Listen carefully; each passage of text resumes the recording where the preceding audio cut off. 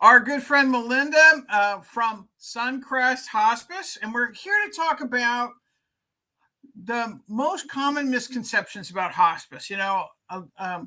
Hospice is one of those things that have kind of evolved over time, and also, different people who may or may not know exactly what it is have opinions about it. So I have Malinda here today to speak to us about hospice.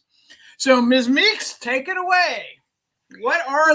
Tell me, what is hospice and what kind of resources does it provide for people?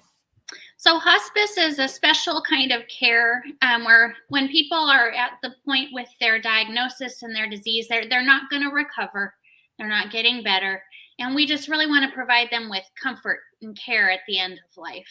And so usually it's in less than 6 months.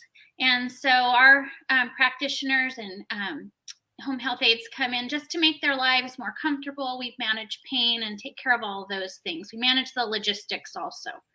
Okay. So one of the things I know is that you actually send healthcare professionals to the home as well as home healthcare, depending on what the needs are, right? Yes, that's correct. So when someone's on hospice, they're usually, if they're not doing well, it's very hard for them to get out and go to the doctor and to the hospital. And so our nurses come out to them.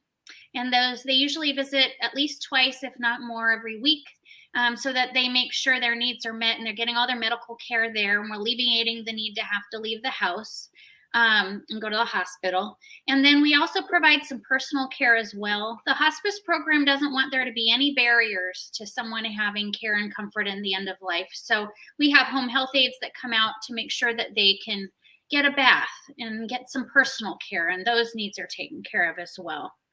Yeah, because a lot of times when somebody's on hospice, their caregiver is also elderly or not well. That's right. So we also have social workers too, are kind of helping solve those social challenges and helping figure out finances if that's an issue. We just don't want there to be any barriers to someone getting care at that point in their lifetime.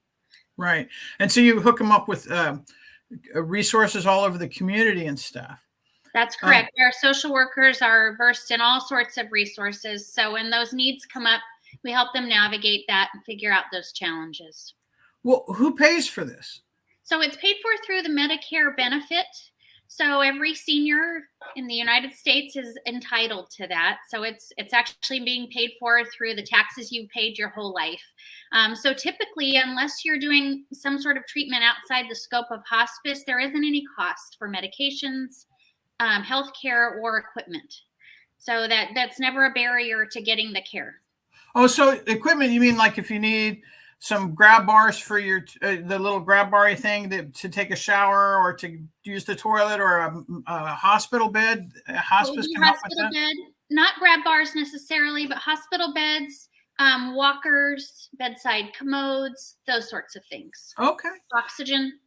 Okay, great. And what is the biggest misconception that people have? What are some of them? Because I know there's a lot of the biggest misconceptions that people have about hospice. I think the first one I hear the most is that when someone is going on hospice, it's mean they're going to pass away very quickly. And unfortunately, that's a sad misconception, because people have access to this care for months. And so usually we get them in the last week or 2 weeks or just a few days. And so they don't have the benefit of all that additional care. And so that's the biggest thing. People wait too long to go on hospice, and they don't. So it's the what do you call it? The diagnosis is for 6 months. Then you can get hospice, even if you're going to be there longer. Or how do they figure that out? So the doctor, or the diagnosis is really based on symptoms and guidelines. And it kind of sort of works out that usually it's about a 6-month prognosis, but many times we have people who are on hospice much longer, and some people are on shorter. But I love, like, the sooner we can get someone on hospice, the sooner they can start benefiting. And even sometimes, because of the added care, they can get better and graduate and go back to seeing their regular doctor. So it really, yeah. So you don't have to. Many people get better and can graduate off of that. Okay. So just because somebody's on hospice doesn't mean they're going to die any day. Not necessarily, no. And we should call in hospice sooner rather than later because it can make it a lot easier on the family and on the person, right? If you can get hospice and have people come to you and you don't have to struggle to, to get to the doctor, you can have healthcare professionals come to you and you can get a lot of help just doing basic things. That's really great benefit that we have all earned, right? Absolutely. I love it because with hospice, you have a hospice worker getting eyes on your loved one several times a week rather than just the once every few months that you head to the doctor.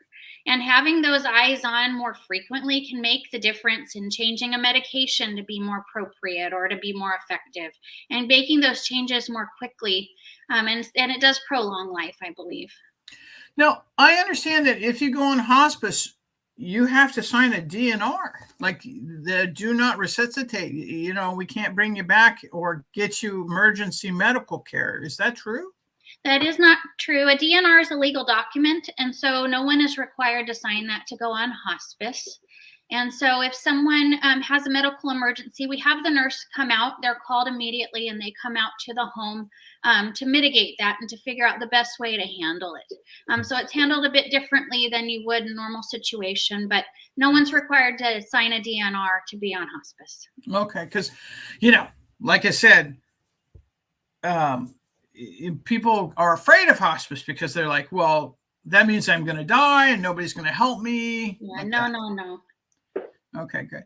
So how is Suncrest Hospice? What makes you guys so special? Why should we call you? Well, I believe that we have the best practitioners and staff of all. I just love our staff. I came on about 9 months ago, and all I've seen is people that truly care about their patients and treat them like family. We treat our seniors on hospice just like we would our parents or our grandparents. So we also believe that more visits equals better care. And so we pride ourselves in providing extra over and above on the nursing visits, over and above on the home health aide visits. Sometimes 5 days a week, we'll have someone come out, provide personal care to our patients. We have a full-time medical director. That's very rare for a hospice agency to have a completely dedicated medical director that's able to speak with families on the phone, make quick decisions to tweak medications and things like that. And so that makes us very unique. And one other thing that we can offer evening and weekend admissions. Not all hospice agencies can take care of someone discharging from the hospital on a weekend. And so we always try and get it done the same day. And if it's after hours and they're discharging at 7 or 8 p.m., we have the nurse coming out that night. So when hospice comes up, its time is really important, and it's important to get those things done quickly. Okay.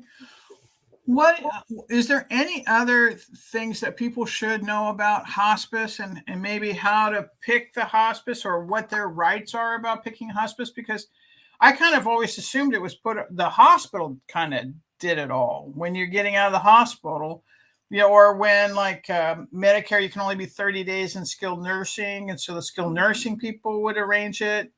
Is that true? No, the family and the patient always have a choice. That's their right.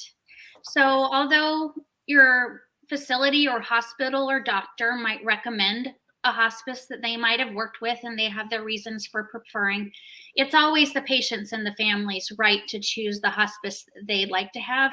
And I always recommend getting recommendations from friends and family who've used hospice agencies. And then you have a personal recommendation, of someone's own experience. Everyone has a reason for who they like to use. And so I think personal experience is really key. And so ask people when you're choosing a hospice. And you call more than one, right? Absolutely. And you can call and ask questions. You can call their office and, ask them their philosophy on things. So that's really, really important. But you just know you always have a choice. It's your right to choose. Right. Because it's not like this is charity. This is something you earned through your life of working. That's correct. It's also, if you have a hospice agency and they're not doing a good job and not responding to your calls and questions, and the nurse isn't coming out when they should, you can change. That's your right. You don't have to settle for less than the best care because someone else, it's easier for them. So you always know you can do that. Well, everyone, thank you so much for joining us. Let's put Melinda's contact information back up. If you have any questions or comments, you can always check in with Laurel at Laurel Buys Houses. I work with hospice quite often. Sometimes the house needs some, is the answer to a situation, or the house isn't safe for when people are in hospice. And hospice people have called us to try to help get resources to them. So I really do remember, I've known Malinda for quite a while, and I know she has a great heart and that this is something that she cares deeply about. So please give her a call at 916-761-7482. And if Laurel Buys Houses can help, you can find us on the web or at 916-476-2481. 2381. Whoops. Sorry, guys. So, hey, thanks for joining us. Malinda, thanks for helping to inform our folks. And if anybody has a great idea for another Facebook Live, please let us know. Thanks for tuning in, everyone. Bye.